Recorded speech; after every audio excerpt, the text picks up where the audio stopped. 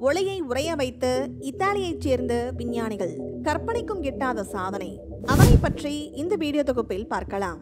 ஒரு காலத்தில் நாடோடியாக வாழ்ந்த மனிதன் நிலையாக ஓரிடத்தில் தங்கி வசிக்க ஆரம்பித்தான். அப்போது அரிசி, பருப்பு போன்ற திடப்பொருள்களை சேகரித்து வைப்பது எளிதாக இருந்தது. ஆதி மனிதனுக்கு தண்ணீர் மற்றும் எண்ணெய் போன்ற திரவ பொருள்களை சேகரித்து வைப்பது சவாலாகத்தான் இருந்திருக்கும். அறிவியல் தொழில்நுட்பம் வளர்ந்த இந்த காலத்தில் இன்றைய மனிதன் ஒளியை பிடித்து கூண்டுக்குள் அடைத்து வைக்க முயல்கிறார்கள். நாம் பயன்படுத்தும் மூக்கு கண்ணாடி ஒளியை நன்கு ஊடுருவ அனுமதிக்கிறது. ஆனால் முகம் பார்க்கும் கண்ணாடி தன் மேல்படும் ஒளியை திருப்பி அனுப்பிவிடுகிறது. கரி போன்ற பொருட்கள் தன் மேல்படும் ஒளியை உறிஞ்சி தனதாக்கிக் கொள்கின்றன. உலகில் உள்ள பொருள்கள் எல்லாம் இந்த மூன்றில் ஒன்றையோ அல்லது ஒன்றிற்கும் மேற்பட்ட பண்புகளையோ கொண்டிருக்கும். மேலும் புகைப்பட கருவிகள் ஒளியினை அதன் பண்பு மாறாமல் பதிவிட்டு காட்டுகின்றன. ஒளி ஒரு வினாடிக்கு சுமார் 3 லட்சம் கிலோமீட்டர் வேகத்தில் பயணிக்க முடியும். இவ்வளவு வேகத்தில் செல்லும் ஒளி துகள்கள் போலவும் அலைகள் போலவும் இருவேறு பண்புகளை கொண்டது. இத்தாலியில் தேசிய ஆராய்ச்சி கழகம் என்ற ஒரு நிறுவனம் உள்ளது. இங்கு பணியாற்றும் டி ட்ரைபோஜியாக்கஸ் என்ற ஒரு விஞ்ஞானியின் குழுவினர் ஒளியின் பண்புகளை ஆராய்ச்சி செய்து வந்தார்கள். சில வாரங்களுக்கு முன்பு அவர்கள் ஒளியை உறைய வைத்து திடப்பொருளாக மாற்றியுள்ளார்கள். இந்த கண்டுபிடிப்பு ஒரு பெரும் சாதனையாக கருதப்படுகிறது. இந்த இத்தாலிய ஆராய்ச்சியாளர்கள் அலுமினியம், காலியம் ஆர்சனைட் ஆகிய வேதிப்பொருட்களால் செய்த குறை கடத்தியை கொண்டு ஒரு குறுகிய வழித்தடத்தை உருவாக்கியுள்ளார்கள்.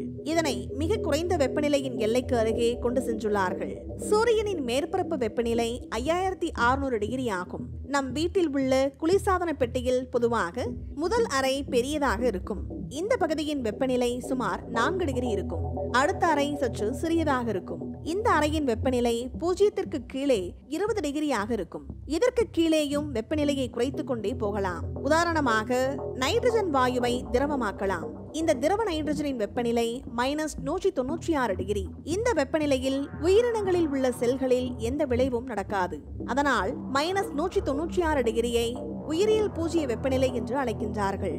இப்படி குறைத்துக் கொண்டே போனால் -273 டிகிரி வரை செல்ல முடியும். இதற்கு கீழே வெப்பநிலை இல்லை. கிட்டத்தட்ட இந்த வெப்பநிலையில்தான் அலுமினியம், காலியம் ஆர்சனைட் குறைக்கடத்தியால் உருவாக்கப்பட்ட ஒரு குறுகிய வழித்தடம் வழியாக லேசர் ஒளிக்கற்றைகளை பாய்ச்சியுள்ளார்கள்.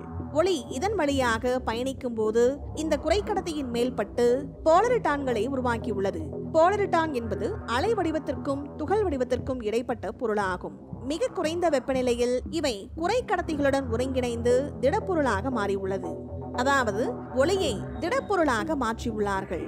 மேலும் இந்த கெட்டியான ஒளியை சூப்பர் திடப்பொருள் என்று அழைக்கின்றார்கள்.